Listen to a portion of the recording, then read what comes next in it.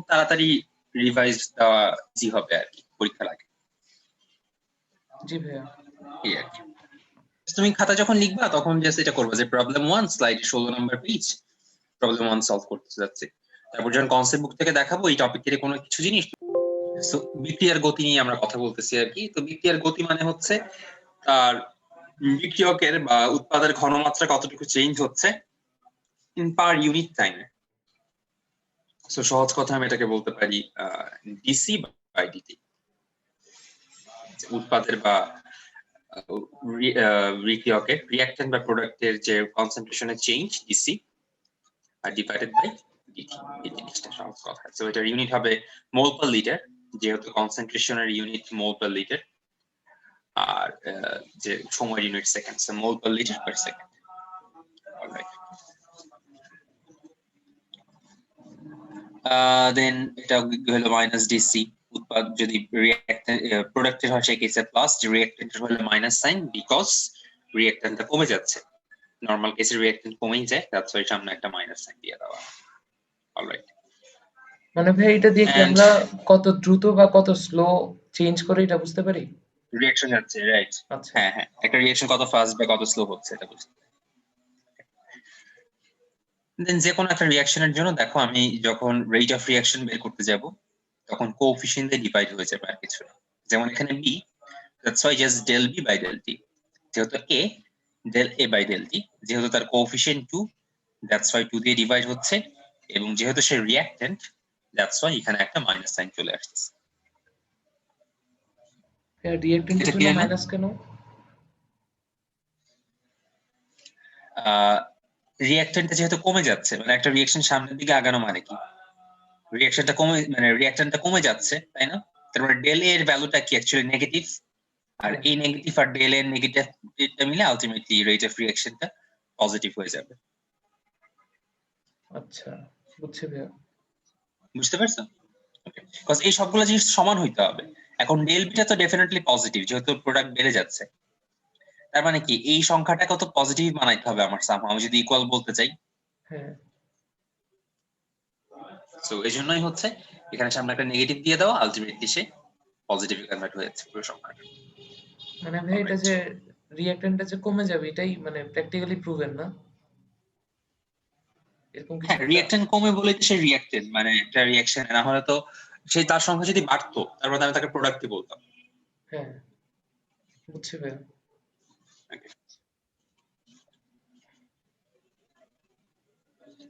তো এখানে দেখো একটা case a A b B c C d D. এখানে রিঅ্যাকশন গুলো হচ্ছে ক্যাপিটাল এ ক্যাপিটাল বি, এবং প্রোডাক্ট গুলো হচ্ছে ক্যাপিটাল সি ক্যাপিটাল ডি, এবং তাদের কোএফিশিয়েন্ট গুলো হচ্ছে small a small b small c small d, এগুলো হচ্ছে তাদের কোএফিশিয়েন্ট আর কি। অলরাইট, তো আমরা যখন রিঅ্যাকশন করলাম তখন সামনে একটা মাইনাস সাইন দিয়ে দিলাম, যখন প্রোডাক্ট করলাম তখন সামনে কোনো সাইন নেই, মানে পজিটিভ সাইন। এবং ইন অল কেস তাদের যে কনসেন্ট্রেশন গুলো সেগুলো হচ্ছে আমরা ডিভাইড করে দিচ্ছি, সরি কোএফিশিয়েন্ট গুলো আমরা ডিভাইড করে দিচ্ছি। হ্যাঁ, উপরে নিউমারেটরে যে 1 টা এটা দিয়ে কি কিছু বোঝাচ্ছে? না এটা দিয়ে কিছু 1/a আর কি, জাস্ট ডিভাইড করে দেওয়া। আচ্ছা ভাইয়া, বুঝছি। তুমি যদি এটা এখানে 1 না দিয়ে এখানে এটাও দিয়ে দাও, তাও প্রবলেম নেই, তবে নরমালি করা হয় না আর কি। আচ্ছা, আমি আরো ফর্মুলার কিছু একটা ভাবছিলাম। আচ্ছা, তুমি কি আই টাইপ কিছু মনে করতেছিলা নাকি? হ্যাঁ ভাইয়া, এরকমই মনে হয় অন্য স্পেশাল কোনো একটা সিম্বল হবে, এরকম কিছু একটা। আচ্ছা আচ্ছা, সো এখান থেকে আমরা এই প্রবলেমটা একটু সলভ করার ট্রাই করব। আমি ওয়ার্ড গুলো বলে দিই, বিয়োজন মানে ডিকম্পোজিশন,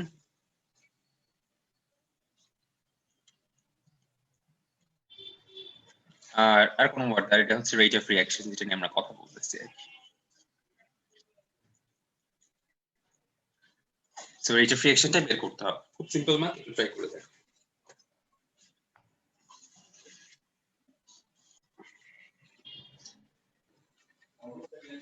হ্যাঁ, রেট অফ রিঅ্যাকশনের ম্যাথ গুলোতে সবসময় প্রোডাক্ট নিয়ে ডিল করবো না? না, তুমি যেটা দেওয়া থাকবে সেটা নিয়ে, এখানে তো NO2 দিয়ে দেওয়া, তাই NO2 নিয়ে। তুমি যদি এখানে N2O5 দেওয়া থাকতো তাহলে N2O5 নিয়েই আচ্ছা, করতাম। যদি ভাইয়া N2O5 থাকতো তাহলে 1/2 দিয়ে করতাম না? 1/2 দিয়ে করতাম, রাইট? আচ্ছা তখন বলতো কমে যাইতো, তখন কোশ্চেনে লেখা থাকতো যে একটু কমে যাইতো। হ্যাঁ, যখন কমে যাইতো বলতো তখন তুমি ব্যাপারটা এরকম লিখতা যে N2O4 ডেল N2O4 থাকতো সামনে একটা, সরি N2O5 থাকতো একটা মাইনাস, এবং ফর্মুলা থাকতো আরেকটা মাইনাস, আলটিমেটলি প্লাসটাই আসতো। বুঝছো কি বললাম? ভাইয়া, ফর্মুলাতে একটা মাইনাস, তাহলে এখানে যে ম্যাথটা করলো এখানে তো মাইনাস হবে না অ্যান্সারে? এখানে তো দুটাই পজিটিভ, এখানে তো প্রোডাক্ট নিয়ে কাজ করতেছে, তো এখানে বৃদ্ধি পাচ্ছে, এখানে সাইনটা পজিটিভ, সো এখানে তো পজিটিভই থাকবে। যদি বলতাম যদি রিঅ্যাকট্যান্ট থাকতো, যদি এখানে N2O5 থাকতো, N2O5 হচ্ছে রিঅ্যাকট্যান্ট, তাই না? তখন এখানে লেখা থাকতো কি হ্রাস পাচ্ছে, right? আচ্ছা বুঝছো? ভাইয়া, প্রোডাক্টের বৃদ্ধির আর প্লাস মাইনাসের বিষয়টা আবার বুঝিয়ে দিন তো ভাইয়া, কনফিউজ হয়ে যাচ্ছি।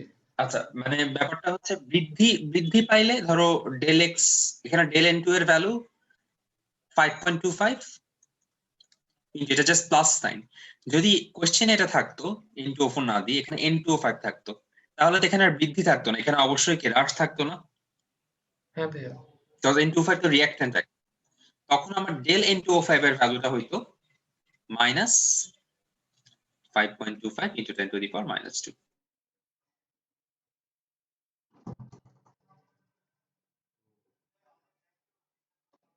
একটা আর এখানে একটা মাইনাস, তো আলটিমেটলি তার প্লাস ভ্যালুই আসতো।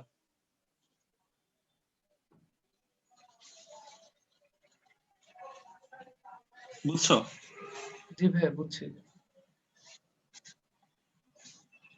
কনফিউশন থাকলে বইলো কিন্তু। অলরাইট, এটার সবগুলো সবার ম্যাথটা শেষ হলে আমাকে একটু জানাও।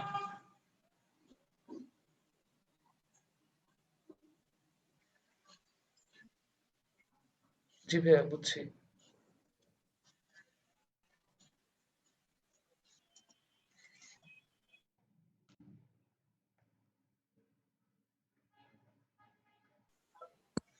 প্রবলেম নাই, আই গেস ক্লোজ তো কনফারেন্স ডিফারেন্সিস। আচ্ছা তুমি ঠিক কি আছে। একবারে পুরোটা ক্যালকুলেটরে বসাইছো নাকি ভাগে ভাগে বসাইছো? আমি টুটা পরে বসাইছি, টুটা বাকি সব একসাথে বসাইছি। টু মানে এই এই যে এই টুটা? Half half half. জি। আচ্ছা, হাফের কথা। বাকি পুরোটা একসাথে ক্যালকুলেটরে বসাইছো? জি জি জি। তাহলে প্রবলেম নাই, ঠিক আছে তাহলে। ওকে। আচ্ছা শোনো, তোমার যে আনসারটা আসছে ওইটা ডিভাইড বাই 2 করছো নাকি তোমার আনসারটা আলাদাভাবে লিখে তারপর ডিভাইড বাই 2 করছো? মানে যেটা আনসার আছে, মানে হাফ বাদে যেটা আনসার আছে ওইটা লেখার পর ডিভাইডেড বাই 2। ওইটা কি পুরোটা লিখছিলা নাকি তুই দিন নিজে লিখছো? আনসারে যে ইনপুট আছে না ওইটাই টাইপ করে দিছি একবারে। পুরোটা না টাইপ করে মানে? আনসার ডিভাইড বাই 2 আর কিছু না। তাহলে তোমারটা ঠিক আছে।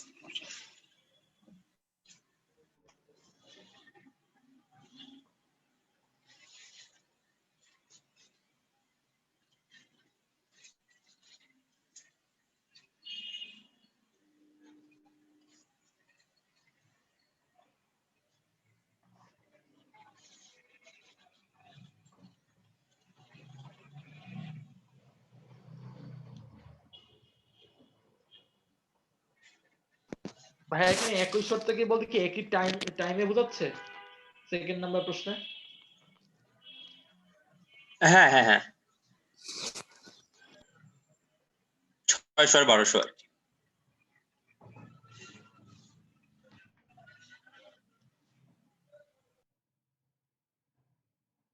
তোমাকে বের করতে বলে নাই, অলদো কার কাছে লাগতে পারে। কোশ্চেনটা একটু দেখো, এটা তোমরা অ্যানালাইজ করতে পারো কিনা। এখানে তোমাকে NH3 প্রোডাকশনের রেটটা বলে দিল, তার মানে ডেল NH3 বাই ডেল টি, এই রেটটা কোশ্চেনে বলে দেওয়া। এখান থেকে তোমাকে N2 আর H2 এর রেটটা বের করতে হবে। তার মানে এটা যেটা দিয়ে দেওয়া সেটা হচ্ছে, আর আমরা বের করতে চাই হচ্ছে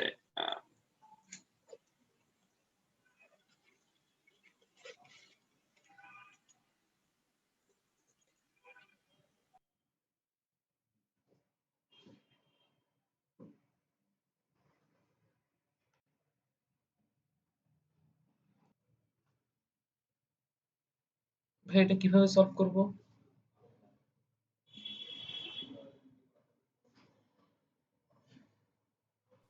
এখানে যেহেতু একটা রেট দিয়ে দেওয়া, সেখান থেকে তো আম, আমি রেট অফ রিয়াকশনটা বের করতে পারবো না।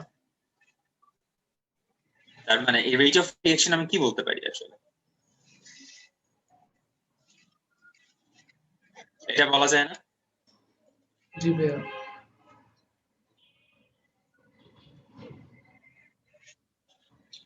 আচ্ছা, আবার এটা যেহেতু আমি জানি, তার মানে আমি আর বের করতে পারবো। আবার আর ইকুয়ালস আমি কি বলতে পারি? সরি, NH2 কেন বলতেছে? ভাইয়া 4.25 যে ভ্যালুটা এটা কোনটার ভ্যালু? এই যে NH3 লিখে দেওয়া। আচ্ছা এটা, হ্যাঁ হ্যাঁ বুঝছি ভাইয়া, ঠিক আছে। আচ্ছা, তো এটা যেহেতু আমরা যখন জানবো তখন আমি ডেলটি বের করতে পারবো। এখান থেকে এটা যেহেতু এখানে কত হবে, এখানে তো জাস্ট 1ই হবে। আর H2 এখানে কি হবে, 1/3 হবে।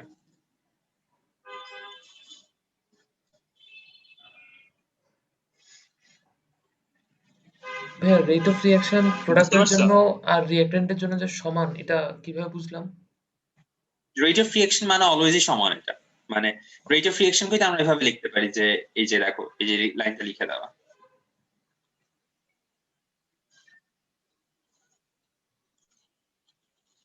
আচ্ছা বুঝতে পারছো? তো সেখান থেকে আমরা NH3 টা যেহেতু জানি, সেখান থেকে রেট অফ রিয়াকশন বের করতে পারি, আর H2 টা বের করতে পারি, N2 টা বের করতে পারি।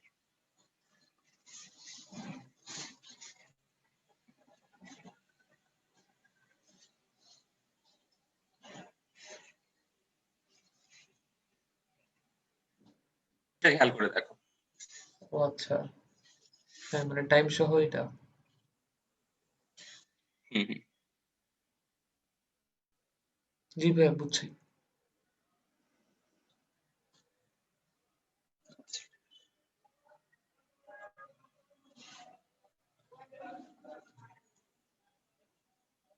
মাহিন কি বুঝছো ভাইয়া? H2 টা কি হবে, জাস্ট N2 এর 3 ভাগের 1 ভাগ। জি ভাইয়া বুঝছি ভাইয়া। আচ্ছা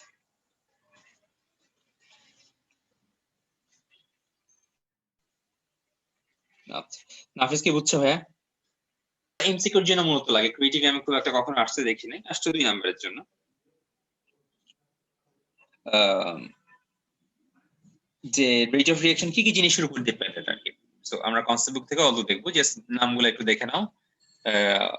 আচ্ছা, নামগুলা এখানে ইংলিশই দেখো, 1 মিনিট দাঁড়াও।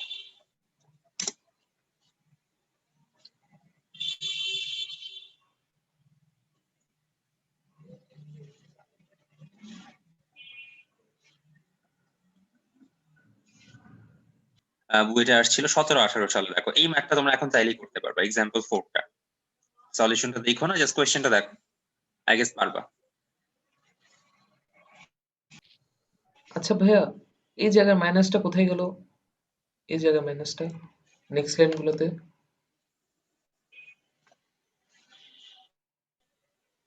আম, আচ্ছা, এই যে ভাই আমি বললাম যে ডেল NH3 টা, ডেল NH3/ΔT এর ভ্যালুটা যে নেগেটিভ, আচ্ছা বুঝো নাই? এই ভ্যালুটা এখানে তো মাইনাস থাকবেই। হ্যাঁ। আর এটা যেহেতু রিয়াক্টেন্ট, তার মানে কি তার রেটটা তার সে তো কমে যাচ্ছে কন্টিনিউয়াসলি, বুঝছো না? জি ভাইয়া। ভাইয়া এই যে এখানে লেখা ফর্মুলাতে যে তো, একটা পার্টিকুলার মোমেন্ট, হ্যাঁ অ্যামোনিয়া রিয়াক্ট 0.24, এই ভ্যালুটা অ্যাকচুয়ালি এখানে যখন ডেল NH3/ΔT বসাবো, এটা তো -0.24 আকারে বসবে, যেহেতু NH3 টা কমে যাচ্ছে। হ্যাঁ। বুঝতে পারছো? জি দ্যাটস ভাইয়া। ওয়াই এখানে মাইনাস চলে গেল। ফর্মুলাতে তো ভাইয়া একবার মাইনাস ইউজ করলামই, আবার মাইনাস ইয়া করে করা দরকার আছে? মানে নিয়মটা একটু কেমন জানি। ফর্মুলার মাইনাসটাই তো এখানে বসাইছে। এই যে এখানে যে এই যে ফর্মুলা যে মাইনাসটা দিয়ে দেওয়া, এই মাইনাসটাই তো এখানে বসছে। তুমি এই দুইটা কম্পেয়ার করো, তুমি জাস্ট ফর্মুলার এইটা আর এটা নিয়েই তো কাজ করা হচ্ছে, একটু খেয়াল করে দেখো, এই দুইটা হ্যাঁ একসাথে মিলে এটা আনা হয়েছে। জি ভাইয়া বুঝছি এখন। আচ্ছা, মাহিন, নাফিস তোমরা কি বুঝছো? জি ভাইয়া বুঝতে পেরেছি। জি ভাইয়া বুঝতে আচ্ছা, সো আমি যেভাবে বললাম ওভাবেই লিখো, যে যখন খাতায় ম্যাথটা করলা সো লিখে রাখবা যে উদ্ভাস কনসেপ্ট বুক, পেজ নাম্বারটা একটু দেখে নেই, দাঁড়াও, হয়ে গেল। এটা আমরা কনসেপ্ট বুকের অন্য কত নাম্বার পেজ, তারা একটু দেখি। আচ্ছা, এখানে তো দেখা যাচ্ছে এটা হচ্ছে কনসেপ্ট বুকের এই যে 4 নাম্বার পেজ। আমরা এক্সাম্পল ফোল্ড করলাম যেটা বুয়েট 17-18 আসছে। সো খাতায় এগুলো যদি পারো, কোশ্চেন তার না, জাস্ট এই বুয়েট 17-18 কোশ্চেন এক্সাম্পল এই জিনিসগুলো খাতায় রাখার চেষ্টা করবা। আচ্ছা, এরপর এক্সাম্পল 5, এটা বুয়েটে আসছে, এটা একটু দেখো পারা যায় কিনা। খুব সিম্পল, এটা এটা আসলে এমসিকিউ ছিল, তখন এমসিকিউ হিসেবে আসছে।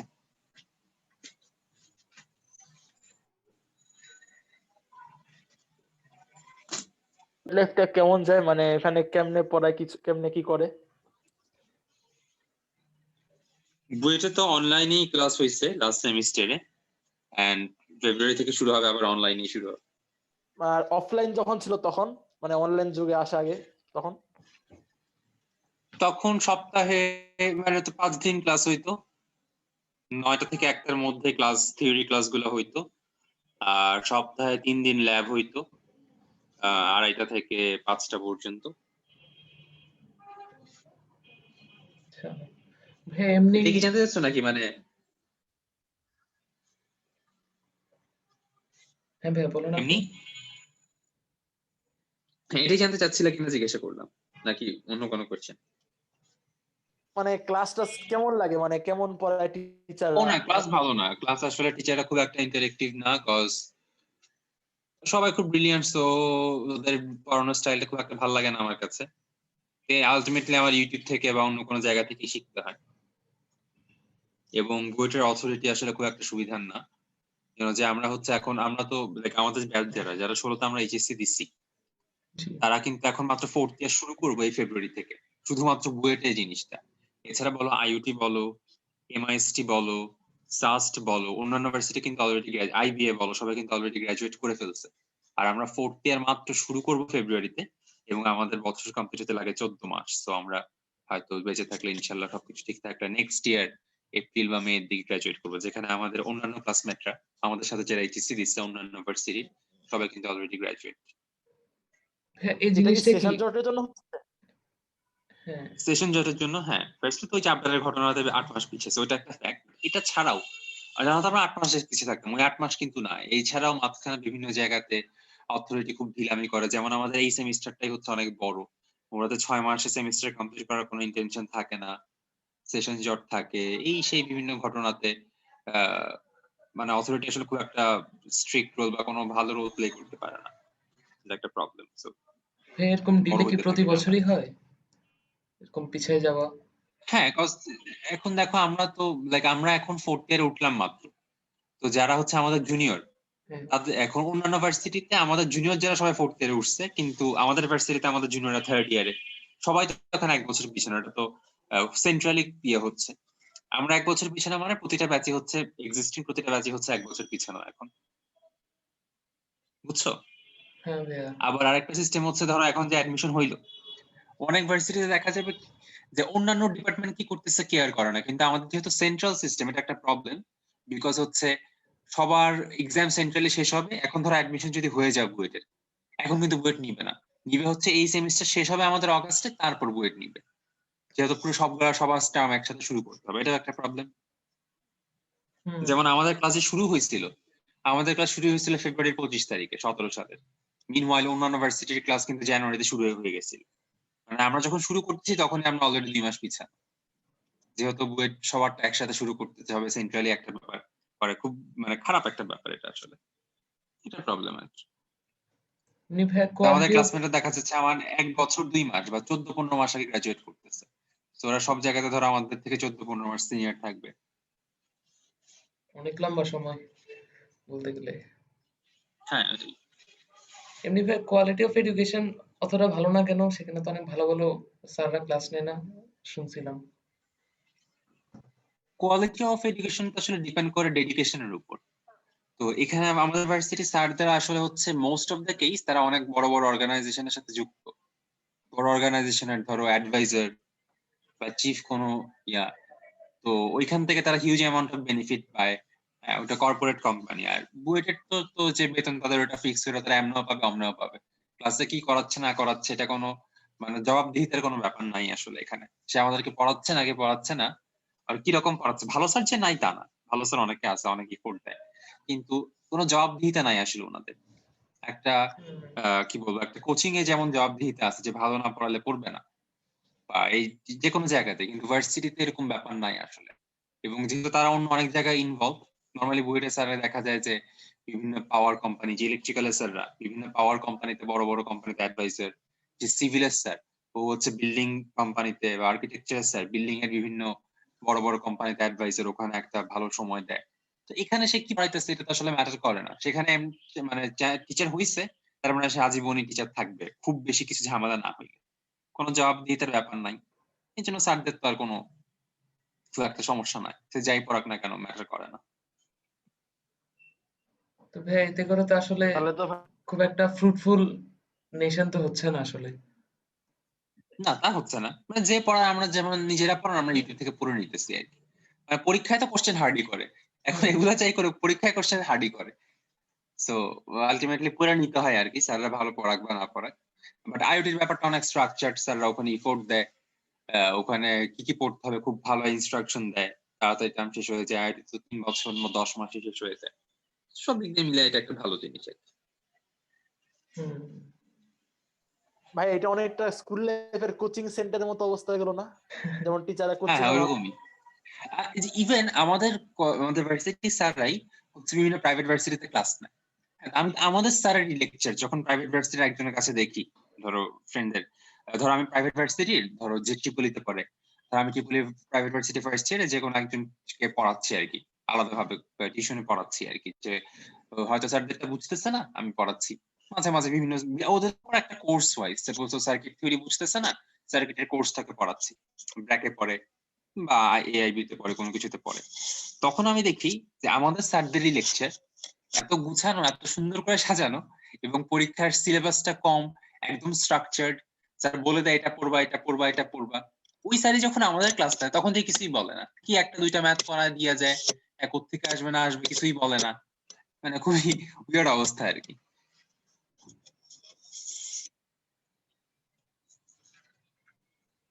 হুম। তো ভাইয়া আপনি যখন গ্রাজুয়েশন শেষ করবেন তখন আপনি কি সেখানেই মাস্টার্স করবেন নাকি? না আমি আসলে ঠিক করি নাই, মানে আমার আসলে কখনো প্ল্যান থাকে না, এটা একটা ফ্যাক্ট। যে ধরো যে কোনো জায়গাতেই ধরো, যেমন এই আমি যে ইঞ্জিনিয়ারিং পড়বো এটা আমি ঠিক করছি এইচএসসি এর পরে, শিওর ছিলাম না। আবার ইঞ্জিনিয়ারিং এইচএসসি অ্যাডমিশনের মাঝখানে ইঞ্জিনিয়ারিং এর ছেড়ে দিতে চাচ্ছি, কজ হচ্ছে দেখা যাচ্ছে যে ভালো লাগতেছে না। মানে ইঞ্জিনিয়ারিং অ্যাডমিশন 1 মাস নিচ্ছি প্রিপারেশন এইচএসসি পর, তারপর ভাবছি ইঞ্জিনিয়ারিং নিবো না, শুধু ঢাকা ভার্সিটির জন্য নিবো। আবার মেডিকেল পরীক্ষার আগে মেডিকেলের জন্য 2 দিন করছি। মানে কোনো ডিসিশন আসলে ওভাবে হয় নাই, কোনো কিছু ফিক্স করে আগাই নাই যে কোনো কেসে। এখন এখানে আমার আসলে কোনো ফিক্স প্ল্যান। আপাতত আমার মানে আমার নরমালি টার্গেট সেট করি আমি 3 মাস 4 মাস 5 এরকম ওয়াইজ। মানে আমার নেক্সট টার্গেট হচ্ছে নেক্সট সেমিস্টারে ভালো রেজাল্ট করা, এরপর টার্গেট হচ্ছে এর পরের সেমিস্টারে ভালো রেজাল্ট করা, শর্ট টার্ম গোল আর কি। এরপর হচ্ছে যখন গ্রাজুয়েট করব, তারপর হচ্ছে চিন্তা করবো আর কি যে এরপর কোন পথে গেলে ভালো হবে। বিকজ আসলে কি যে আমরা প্রি প্ল্যান যে অনেক করি, কিন্তু ওই সময়টা যখন আসে অনেক কিছু চেঞ্জ হয়ে যায়। মানে এখন যে অবস্থা বাংলাদেশে বলো বিশ্বের বলো, 14 মাস পর কিন্তু অবস্থার মানে মারাত্মক চেঞ্জ হইতে পারে, বলা যায় না কিন্তু যে কোন জায়গায় কি রকম চেঞ্জ আসে। সেই জন্য আসলে এরকম প্ল্যান করে আগানো হয় না আমার। এই আর কি। আচ্ছা, এক্সাম্পল 5 এর রেজাল্ট কি কারো আসছে? জি ভাই আসছে এটা। ওকে, এক্সাম্পল 6 এ আমরা যাচ্ছি না, কারণ এক্সাম্পল 6 এর টপিকটা আমরা এখনো পড়ি নাই। অলরাইট, আমাদের মোটামুটি আইডিয়া আসছে এখন। Factors that influence the rate of reaction, এই 7টা পয়েন্ট একটু লিখে নাও, এগুলো এমসিকিউ তে আসে। ধরো এখান থেকে 3টা দিবে আর একটা দিবে বাইরে অন্য কোনো জায়গা থেকে, কোয়েশ্চেন আসবে which of the following is not the influencer of rate of reaction, অথবা এই 7টা থেকে যে কোনো একটা দিয়ে দিবে এবং কোয়েশ্চেন আসবে which of the following influences the rate of reaction, এরকম যে কোনো কিছু আসতে পারে। জি ভাইয়া।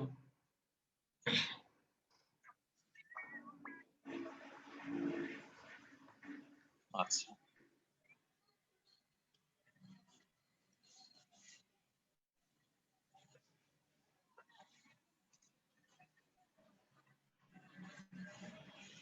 এই জিনিসগুলো আমরা এখন 7টা জিনিস নিয়ে হালকা হালকা একটু আলোচনা করব। সবগুলো নিয়ে আলোচনার আসলে সুযোগ নাই, যেমন নেচার অফ দ্য রিঅ্যাক্ট্যান্স সেটা নিয়ে খুব একটা আলোচনার সুযোগ নেই। আমরা স্লাইড থেকে দেখব। 7টা পয়েন্ট লেখা হইলে আমাকে একটু বলবেন।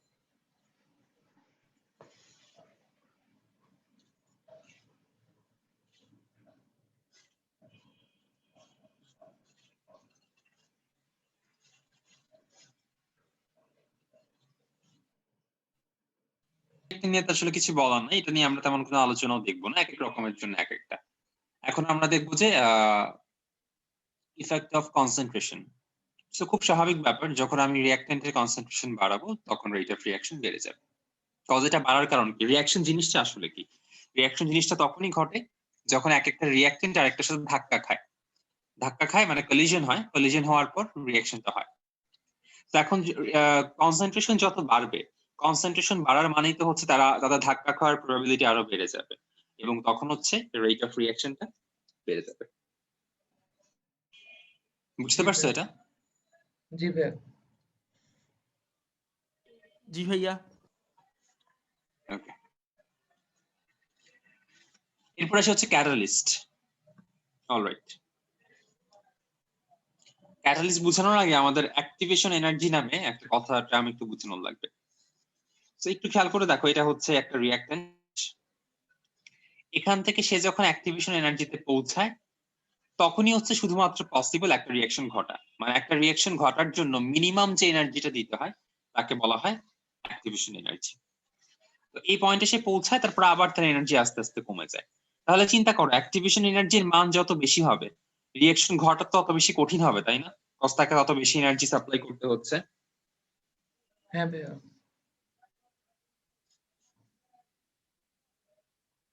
আমার কথা কি বুঝতে পারছো?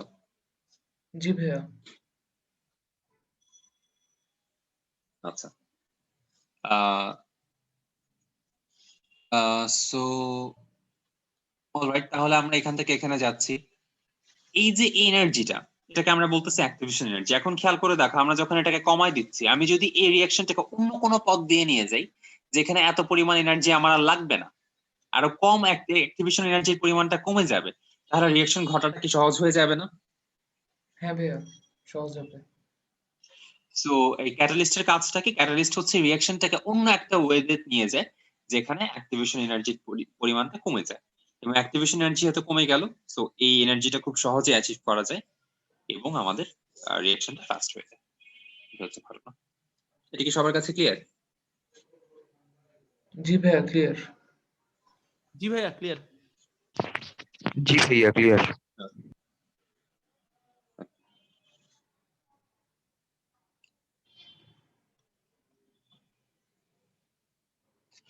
আচ্ছা, ক্যাটালিস্টের আরো কিছু এক্সাম্পল এখানে দেওয়া হচ্ছে ক্যাটালিস্ট কিভাবে কাজ করে। যেমন এই যে দেখো, পজিটিভ ক্যাটালিস্ট। পজিটিভ ক্যাটালিস্ট সেই জিনিসটা সে হচ্ছে রেট অফ রিঅ্যাকশনকে বাড়ায় দিবে। তো এই যে দেখো, এখানে অ্যামোনিয়া আর হাইড্রোজেন তারা মিলে নাইট্রোজেন আর হাইড্রোজেন মিলে অ্যামোনিয়া বানায়। আমি যখন Fe পাউডার ইউজ করি ক্যাটালিস্ট হিসেবে, তখন রেট অফ রিঅ্যাকশনটা 18% থেকে 25% হয়ে যায়। আচ্ছা,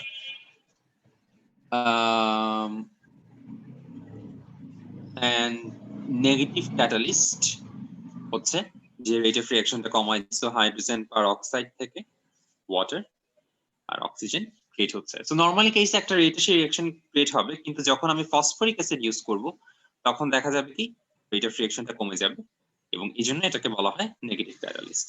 এখন একটা নেগেটিভ ক্যাটালিস্ট যে দুনিয়া সবসময় নেগেটিভ ক্যাটালিস্ট হবে তা না, স্পেসিফিক্যালি এই রিঅ্যাকশনের জন্য সে হচ্ছে একটা নেগেটিভ ক্যাটালিস্ট। তবে খুব কমন। সো যদি কখনো এমসিকিউ তে আসে which of the following is a negative catalyst, তখন তুমি এটা তো জানো নেগেটিভ ক্যাটালিস্ট যে কোনো একটা রিঅ্যাকশনই হোক, তখন তুমি অবশ্যই আনসার হিসেবে এটাই টিক চিহ্ন দিবা। আবার which of the following is a positive catalyst, তখন অবশ্যই আনসার হিসেবে এটা চেক করবা। এই আর কি। আচ্ছা, এটা কি সবার কাছে ক্লিয়ার? ভাইয়া, রেট অফ রিঅ্যাকশনের পরিমাণ বাড়লে কি রিঅ্যাকশনটা ইজিলি হবে? বিষয়টা কি এরকম? রেট অফ রিঅ্যাকশন পরিমাণ বাড়া মানে তুমি ফাস্ট পাবা।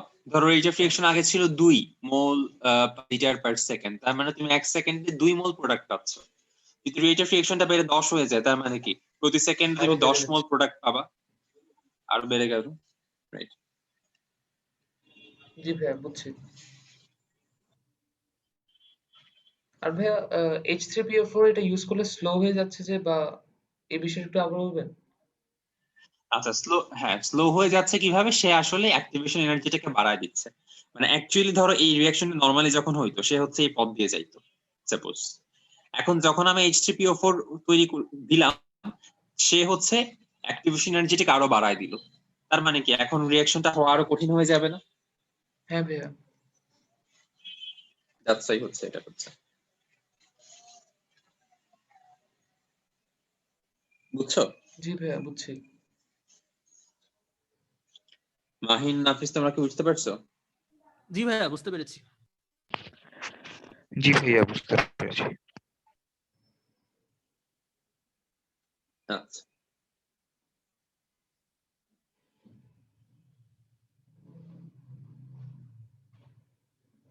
লাগবে ক্রিয়েটিভের পার্টে এখন আমরা আসি নাই। দেন ইফেক্ট অফ প্রেসার কিভাবে কাজ করে? যখন আমি প্রেসার দিচ্ছি গ্যাস মলিকিউল, এটা প্রেসারটা আসলে মূলত গ্যাসের কেসেই কাজ করে। তো আমি তখন একটা জিনিস চিন্তা করো, তুমি যখন কোনো কিছুকে স্কুইজ করবা, তার মলিকিউল গুলা একে একজন আরেকজনের কাছাকাছি চলে আসবে না? জি ভাইয়া। সো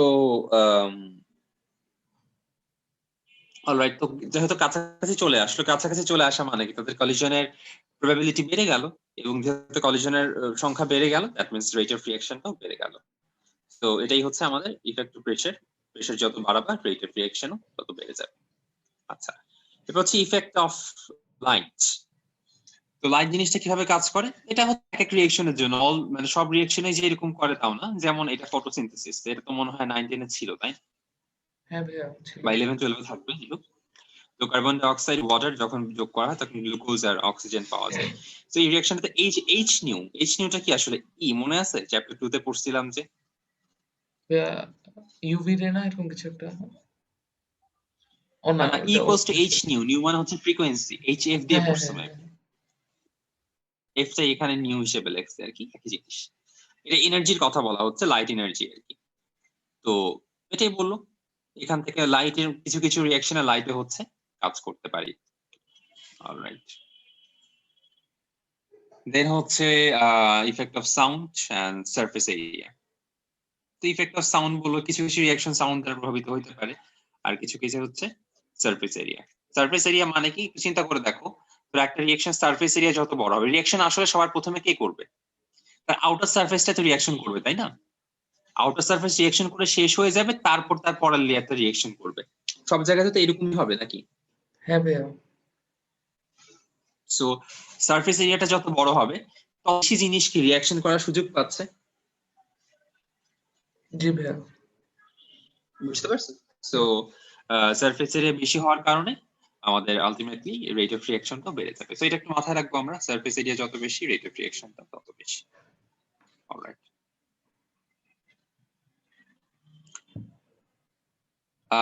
দেন টেম্পারেচারের ফ্যাক্টর দেখো, টেম্পারেচার যদি বাড়াই কাইনেটিক এনার্জি বাড়বে।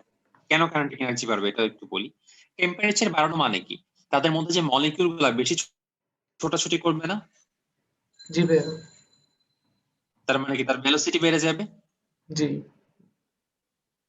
এবং ভেলোসিটি বেড়ে যাওয়া মানে কি হাফ এমভি স্কয়ার অ্যাকচুয়ালি। তো এখানেই ভেলোসিটি বেড়ে যাবে, কাইনেটিক এনার্জি বেড়ে যাবে, এবং কাইনেটিক এনার্জি যখন বেড়ে গেল, ভেলোসিটির সাথে রিলেটেড আসলে ব্যাপারটা, ভেলোসিটি যখন বেড়ে গেল, তখন এই যত বেশি ছোটাছুটি করবে মলিকিউল গুলোর মধ্যে, কলিশন রেট তত বেড়ে যাবে, এবং কলিশন রেট যত বেড়ে যাবে, তাদের রেট অফ রিঅ্যাকশনটা তত বেড়ে যাবে। তো এখান থেকে আমরা কনক্লুশন টানতে পারি যে টেম্পারেচার যত বাড়বে, রেট অফ রিঅ্যাকশন ততই বাড়তে থাকবে।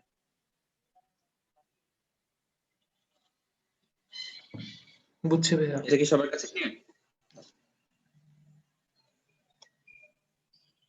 মাহিন, নাফিস, বুঝছো তো তোমরা, তাই না? জি ভাইয়া, বুঝছি। জি ভাইয়া, বুঝতে পেরেছি।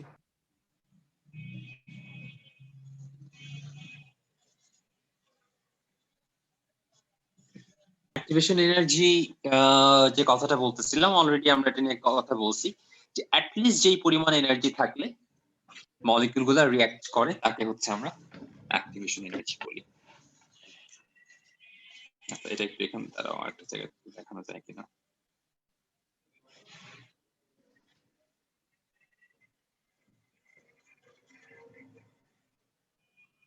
দরকার নাই, আমরা এখান থেকে লিখি। অলরাইট, সো অ্যাক্টিভেশন এনার্জির ডেফিনিশনটা কি? তাহলে অ্যাটলিস্ট যেই পরিমাণ এনার্জি থাকলে রিঅ্যাক্ট্যান্ট গুলা রিঅ্যাকশনে অংশগ্রহণ করবে, পার্টিসিপেট করবে, তাকে আমরা অ্যাক্টিভেশন এনার্জি বলতেছি। তো এই যে দেখো, এটা হচ্ছে খুবই সিম্পল, এই ফিগারটা দেখলেই তোমাদের কাছে ক্লিয়ার হয়ে যাবে। দেখো এই রিঅ্যাকশনটা আগে আমি লিখি। রিঅ্যাকশনটা হচ্ছে a plus B, sorry a plus B না দিই, ab প্লাস cd রিঅ্যাকশন করবে এবং রিঅ্যাকশন করে ফর্ম করবে হচ্ছে ac প্লাস bd।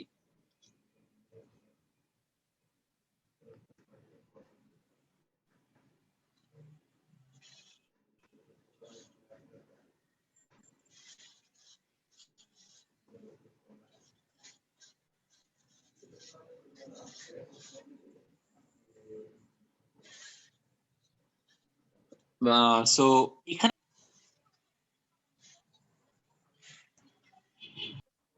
সো যেহেতু এনার্জি নেট রেজাল্টটা হচ্ছে এনার্জি অ্যাবজর্ব করতে হচ্ছে, সো দ্যাটস ওয়াই এটা হচ্ছে একটা এন্ডোথার্মিক রিঅ্যাকশন। আর পরের কাছে দেখো, যাচ্ছিল এনার্জি যাচ্ছে কমে গেল, তার মানে এখানে নেট রেজাল্ট থেকে সে এনার্জি রিলিজ করছে। হ্যাঁ, সো দ্যাটস ওয়াই এটা হচ্ছে একটা এক্সোথার্মিক রিঅ্যাকশন। জি ভাইয়া বুঝছি। বুঝতে পারছো? মাহিন, আচ্ছা আর্হেনিয়াস রিঅ্যাকশন, আচ্ছা এটা নিউ একটা টপিক। আগে আমরা এখন আজকে এটাতে না, আমরা মূলত ম্যাথ প্র্যাকটিসই বেশি হয়েছে। ফার্স্ট আমরা রেট অফ রিঅ্যাকশন নিয়ে আলোচনা করলাম, কোএফিশিয়েন্ট কিভাবে চেঞ্জ হবে, দেন অ্যাডমিশনে বইয়ের কিছু কোয়েশ্চেন সলভ করলাম, দেন রেট অফ রিঅ্যাকশন কার কার উপর ডিপেন্ড করে সেটা দেখলাম, এন্ড হচ্ছে অ্যাক্টিভেশন এনার্জি কি সেই জিনিসটা নিয়ে একটু হালকা আলোচনা করলাম, এই আর কি। আচ্ছা ঠিক আছে, সো আমরা নেক্সট দিন হচ্ছে আর্হেনিয়াস ইকুয়েশন নিয়ে, এটা যেহেতু নতুন একটা টপিক, সো এটা নিয়ে নেক্সট দিন ঠান্ডা মাথায় আলোচনা করা শুরু করব। তাহলে ফিজিক্সে